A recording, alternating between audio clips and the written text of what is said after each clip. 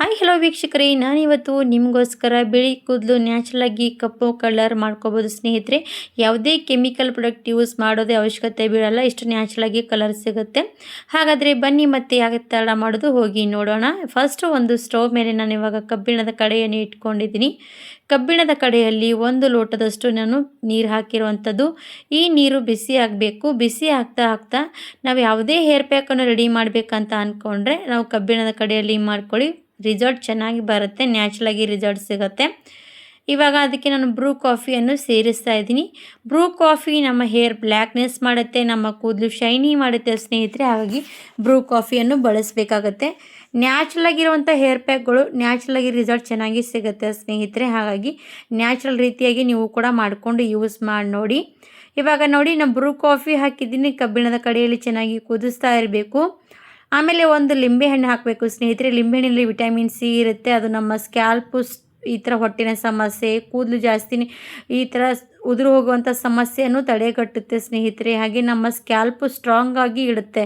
ನಮ್ಮ ಸ್ಕ್ಯಾಲ್ಪು ಚೆನ್ನಾಗಿ ಇದ್ರೇ ನಮಗೆ ಕೂದಲು ಬೆಳವಣಿಗೆ ಮತ್ತು ವೈಟ್ ಕೂದಲು ಕೂಡ ಆಗದೇ ರೀತಿ ಕೇರ್ ಮಾಡುತ್ತೆ. ಇವಾಗ ನೋಡಿ, ಲಿಂಬೆಹಣ್ಣಿನ ರಸ ಹಿಂಡಿದ್ದೀನಿ. ಲಿಂಬೆಹಣ್ಣಿನ ರಸ ಹಿಂಡಿದ ಮೇಲೆ ಚೆನ್ನಾಗಿ ಇದನ್ನು ಮತ್ತೆ ಸ್ವಲ್ಪ ಕುದಿಸ್ಬೇಕು. ಇವಾಗ ಇದರಲ್ಲಿ ನಾನು ಯಾವ ಮೆಹಂದಿಯನ್ನು ಸೇರಿಸ್ತೀನಿ ಅಂತ ನೋಡಿ. ನಾನು ಇದರಲ್ಲಿ ಸೇರಿಸ್ತಾ ಇರೋವಂಥದ್ದು ನೂಪುರ್ ಮೆಹಂದಿ. ನೂಪುರು ಇದರಲ್ಲಿ ಹೀನಾ ಕೂಡ ಇರುತ್ತೆ, ಹಾಗೆ ಆವ್ಲಾ ಕೂಡ ಪೌಡ್ರ್ ಮಿಕ್ಸ್ ಮಾಡಿ ಎರಡೂ ಕೂಡ ಇದರಲ್ಲಿ ಇರುವಂಥದ್ದು. ಹಾಗಾಗಿ ಇದು ನ್ಯಾಚುರಲಾಗಿ ನಮ್ಮ ಹೇರನ್ನು ಬ್ಲ್ಯಾಕ್ನೆಸ್ ಮಾಡುತ್ತೆ ಸ್ನೇಹಿತರೆ. ನ್ಯಾಚುರಲಾಗಿ ರಿಸಲ್ಟ್ ಸಿಗುವಂಥದ್ದು. ಹಾಗೆ ನೋಡಿ, ಇದನ್ನು ಬಳಸೋದ್ರಿಂದ ಕೂಡ ನಮಗೆ ನ್ಯಾಚುರಲಾಗಿ ಪರ್ಮನೆಂಟಾಗಿ ರಿಸಲ್ಟ್ ಸಿಗ್ತಾ ಹೋಗುತ್ತೆ ಮತ್ತು ಬಿಳಿ ಕೂದಲ ಸಮಸ್ಯೆ ಕೂಡ ಕಡಿಮೆ ಆಗ್ತಾ ಹೋಗುತ್ತೆ. ಹಾಗಾಗಿ ನಾನು ಇದು ಯಾವಾಗಲೂ ಕೂಡ ಬಳಸೋದು ನೂಪುರ್ ಮೆಹಂದಿನೇ ಬಳಸ್ತೀನಿ.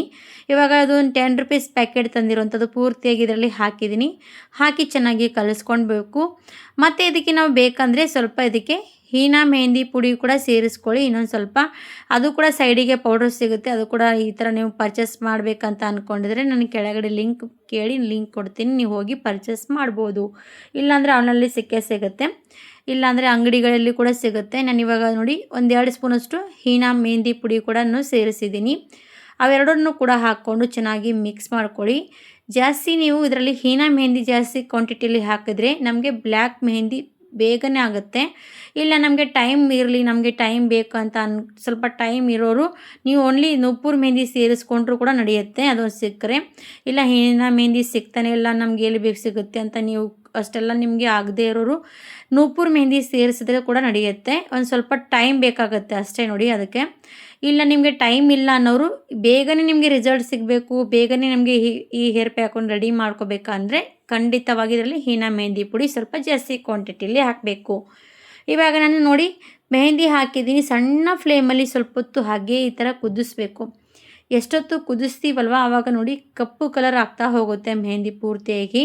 ಈ ಥರ ಕಪ್ಪ ಆಗ್ತಾ ಹೋಗುತ್ತೆ. 1-2-3 ನಿಮಿಷ ಇದೇ ರೀತಿಯಾಗಿ ಸ್ವಲ್ಪ ಕುದಿಸ್ತಾ ಇರಬೇಕು. ತುಂಬಾ ಕಪ್ಪಾಗ್ತಾ ಬರುತ್ತೆ. ಕಪ್ಪಾಗ್ತಾ ಬಂದಾಗ ನಾವು ಅದನ್ನು ಸ್ಟವ್ ಆಫ್ ಮಾಡಬೇಕು. ಸ್ಟವ್ ಆಫ್ ಮಾಡಿ ನೀವು ಇದನ್ನು ತಣ್ಣಗಾದ್ಮೇಲೆ, ಪೂರ್ತಿಯಾಗಿ ತಣ್ಣಗಾದ್ಮೇಲೆ ನಿಮ್ಮ ಹೇರಿಗೆ ಅಪ್ಲೈ ಮಾಡ್ಕೊಳ್ಳಿ.